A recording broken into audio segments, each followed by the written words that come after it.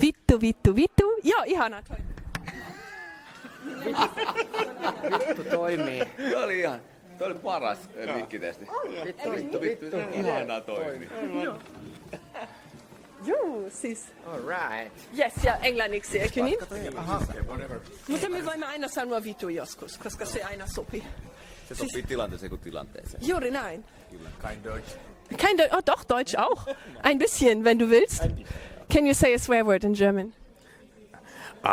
Pimmelkäse. Pimmelkäse, sehr gut. And you said? Fotze. Vitu, perfect. That's also that's much worse, I think, in German than in English. But I will just set the language to English so the YouTube algorithm won't catch it. Do you want to contribute anything to swear words? Arschloch. Arschloch, very good. Very good. Okay, so we got the most important. Donnerwetter. Ja niin kuin ukkonen. Ja. It's bad in German. Yeah. Das ist so. Yeah, Donnerwetter. So, yeah. Hello from the Music Interview Corner. I'm here again with Apocalyptica. This time I got all three of them, Perttu, Eicca and Paavo. Hi guys. Hello. Thank you so much. Thank you. For taking time. Yeah, always a pleasure. Oh, yeah, I know. First time I had only you, then you two, and maybe next time you bring the drummer too. But I'm happy with you. This is perfect like this. Cool. So you guys are very soon publishing a new album. It's called Plays Metallica Volume 2. And it's going to come out on June 7th, right? Yes. Yes. And it contains the song Unforgiven II? Yes, like your version of the song. Who picked this for the album? I think it was me, yeah. Because obviously when we started to do, we made like around 20, even 25 different arrangements, trying, different things about so many songs. Metallica has a great back catalog, tons of great songs. It was obvious that we wanted to also have a ballad in the album. Mm-hmm. And since we basically played all the original Unforgiven, Nothing Else Matters, and these songs already, Unforgiven II, I think it was pretty obvious because it has beautiful melodies, great, the structures, those elements where you can actually make out the cool version for the cello. So that was for granted. You want to add anything?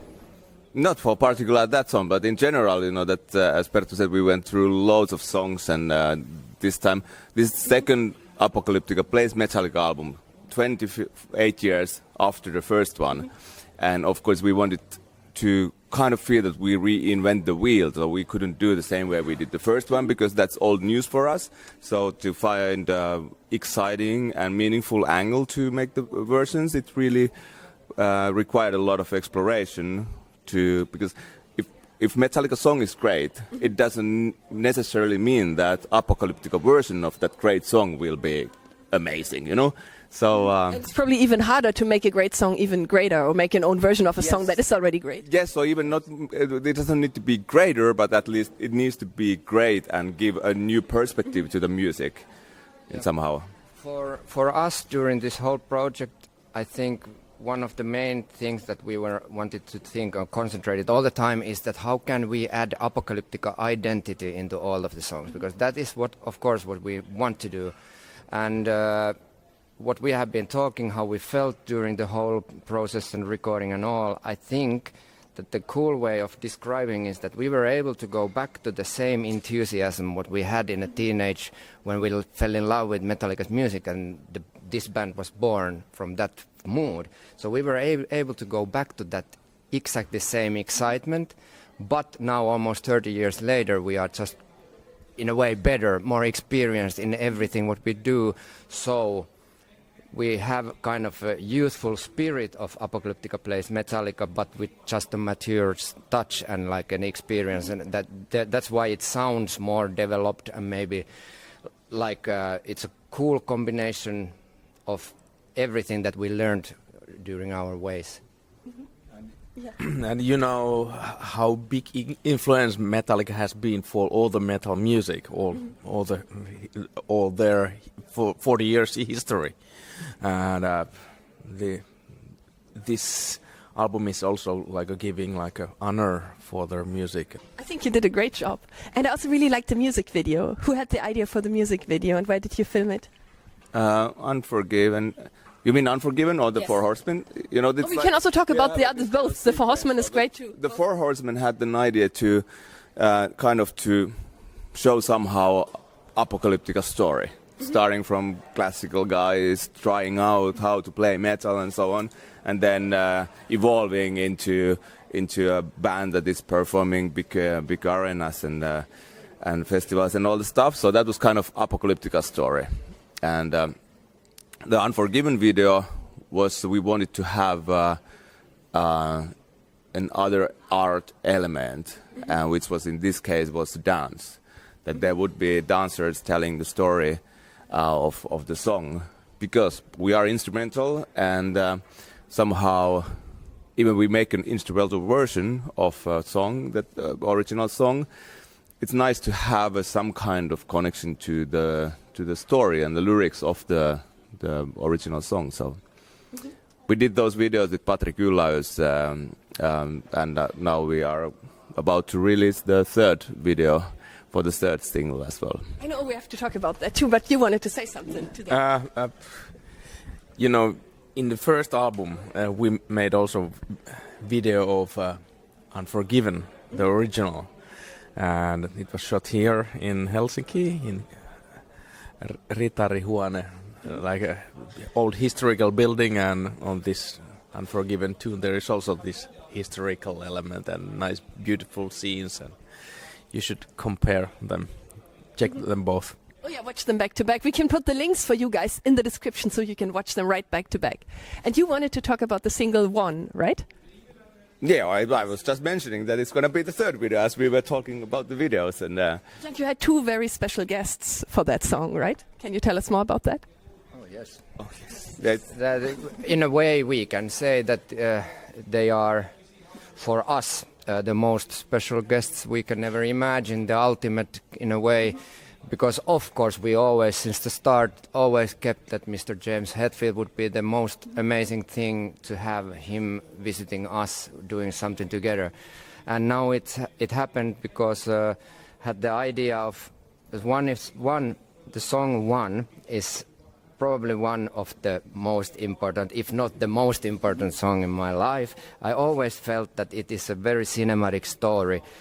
Like listening to the Metallica original already, it gives you this feeling of seeing all the scenes and stuff. So it was very visual song for me, and that's why I wanted to actually try to make like a cinematic version of it, like including all the possible elements in the world to one metal song. And there came this idea of kind of, what if we try to do the text as a narrator, like in a very original, I was thinking something, some guy sounding like Liam Neeson or this kind of a dude narrating it, the story and the text.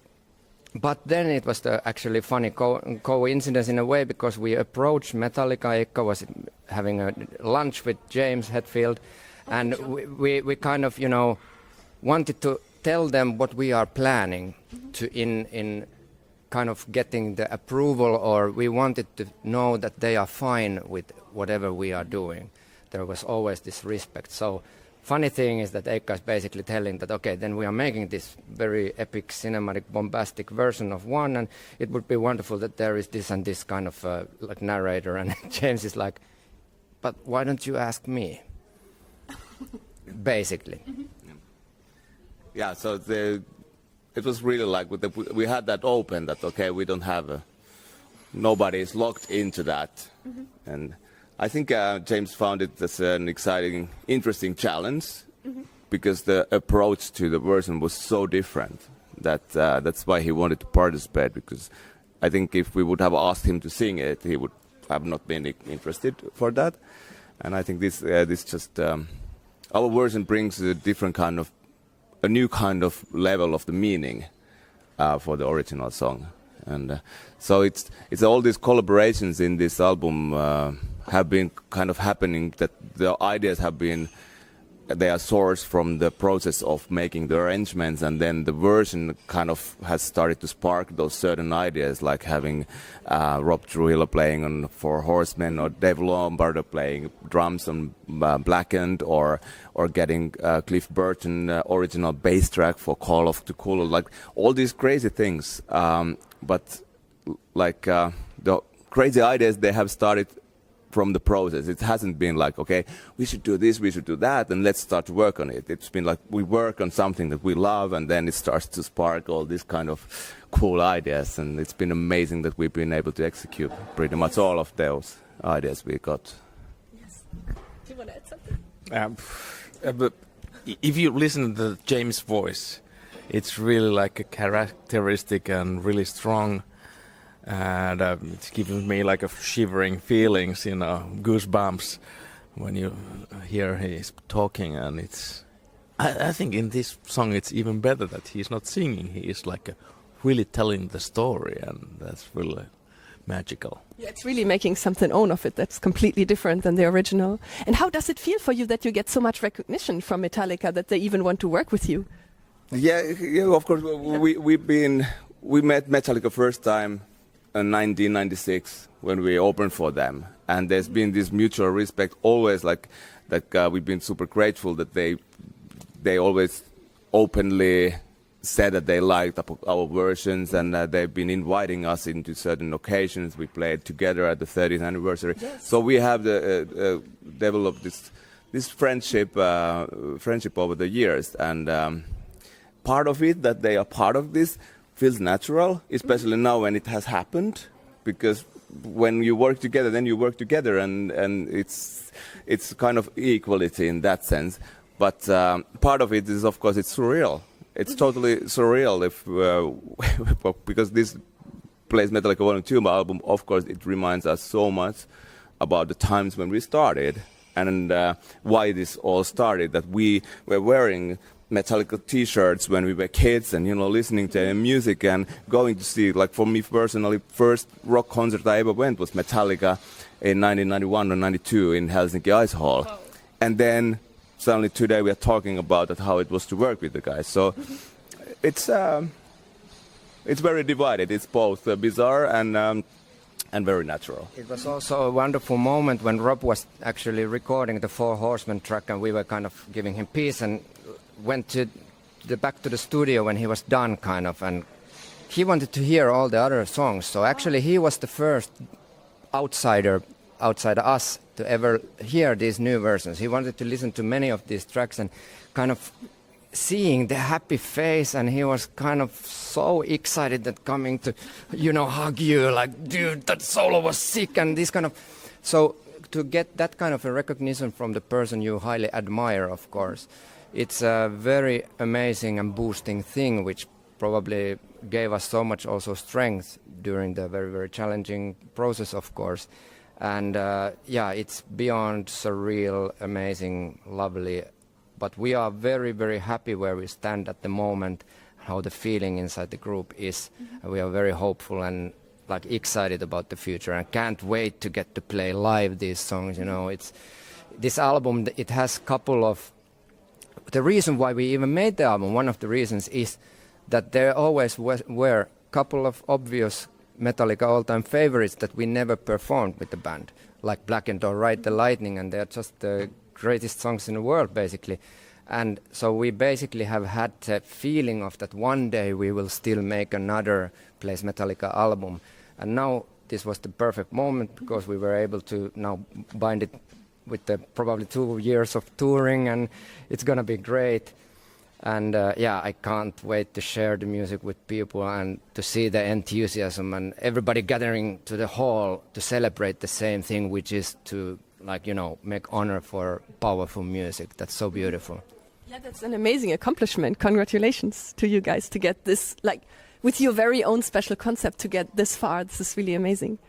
Yeah, and you just mentioned touring. So one day after the album release, on June 8th, you're going to start a big European tour in Helsinki. Is it also at Ice Hall, where you saw Metallica in the 90s? Yeah, where I saw Metallica in the 90s, and where we opened for Metallica in 96. So it's pretty cool moment to play a headliner show there. We played the headliner show once before, but in this context, that is part of the Metallica weekend, takeover weekend, and the official program, and it's about Metallica. It's a Plays Metallica album release. It's a Metallica set. It's you can't get more Metallica, than that show, and So it's really exciting. We've been just last week or this week and last weekend we've been practicing. We've been working hard towards to get everything in the place it should be, you know,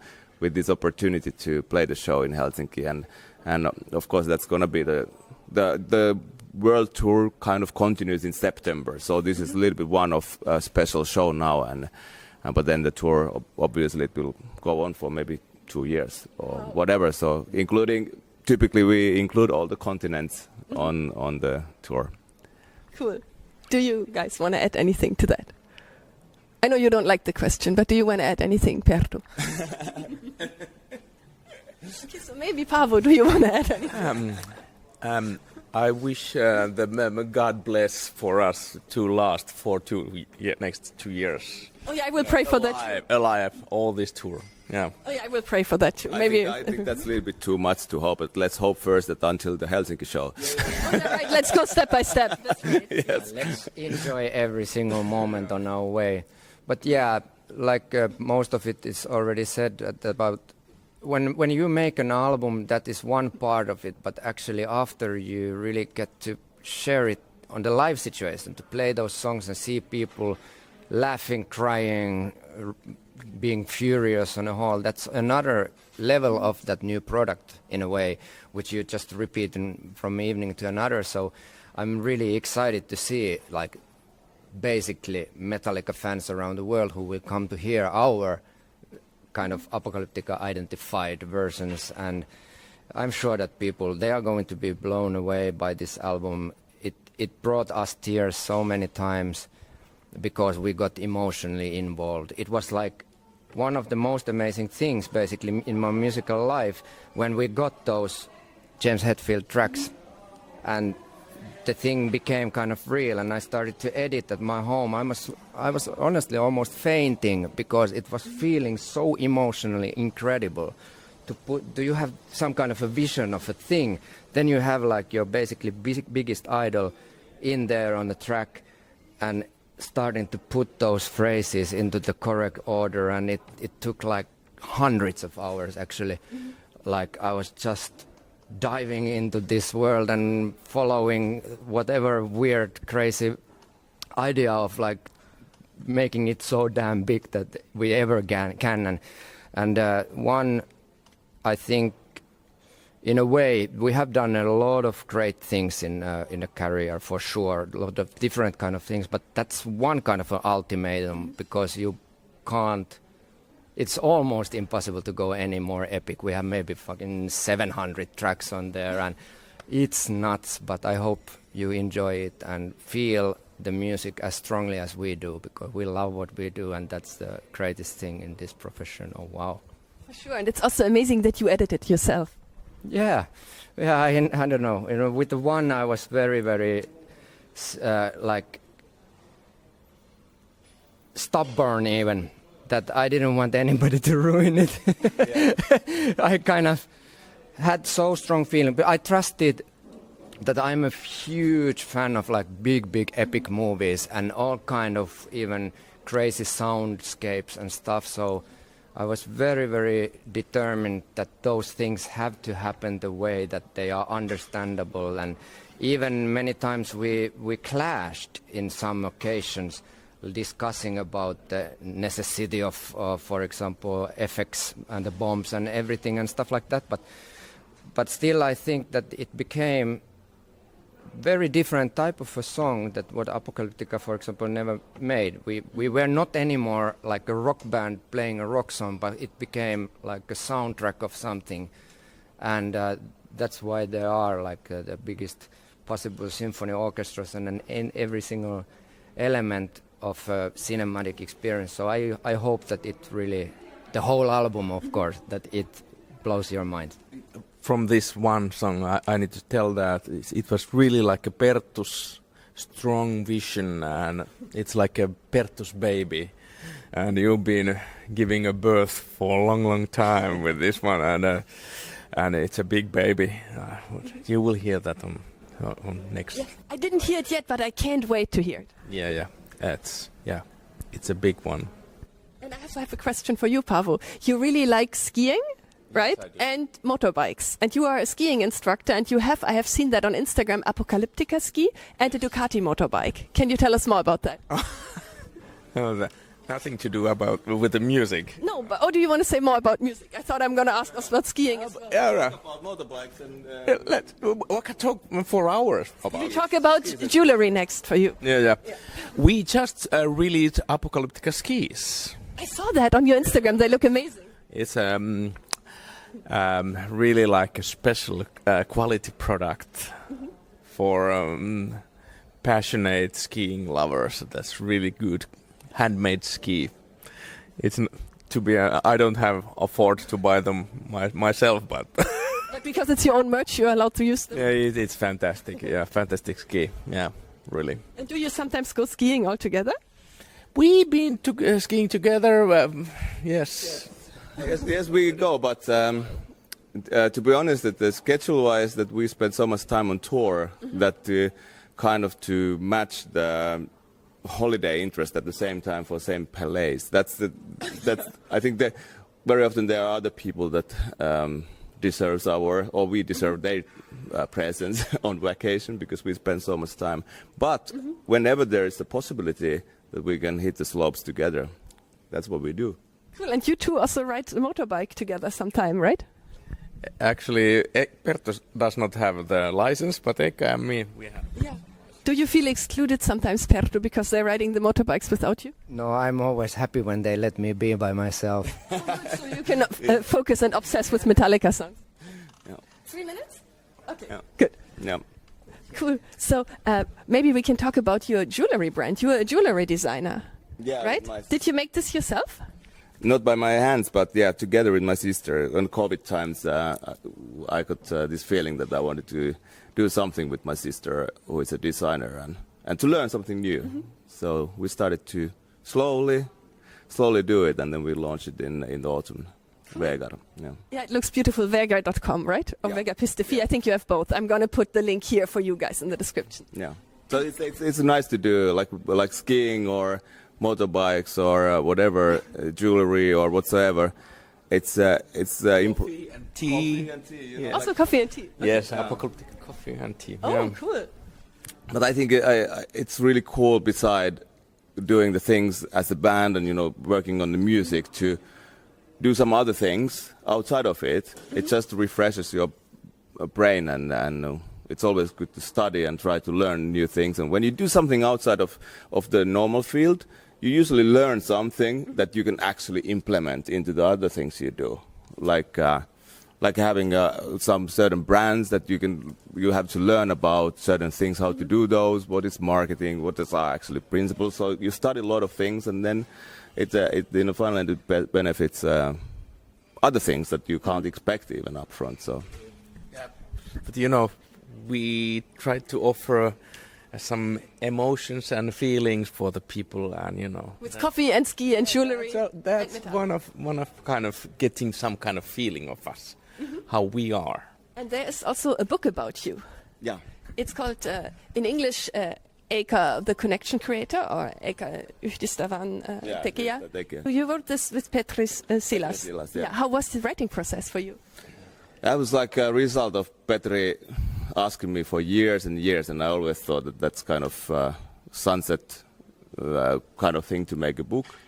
But then when COVID came and Petri came to me with that, and I thought, okay, maybe it's better to try to remember something as long as I remember. And it's definitely not a band book, even of course the work has dominated very much my life in all means. But yeah. I don't know. It's complicated to explain that, because the sessions were more like sitting in a psychotherapy for 8 hours a day, going through your own life and trying to remember things in good and bad. And so it was, it was long and challenging, but very exciting, very interesting project. Cool, and it's also on your jewelry website in the same shop. People can buy it. Yeah. We have known Petri Silas for 26 years. He originally made some press releases for Apocalyptica in the early days. He actually reviewed our first place Metallica album on Soundy magazine in 1996. That's how long he's been around, yeah. Cool. Perttu, sorry, I was not asking you for a while if you want to add something. Do you want to add something? I think we need to finish. Yeah, and I wanted to ask one more question. Apocalyptica has a Patreon now where your fans can get special content. Can you tell us more about that? Yeah, Patreon is supposedly a nice place where the really passionate people, they can go and feel like included deeper into the working progress of their favorite artists or whatever. And I think we are putting some exclusive material in there all the time. So if you feel like going there and having a little further on sneak peek what's actually happening when normally the cameras are shut off, Patreon would be the place then. Cool, then thank you so much, Paavo, Eicca and Perttu, and goodbye from the Music Interview Corner. Thank you, that was great, and all the best for your tour. May you all be alive until the end. Oh, yeah.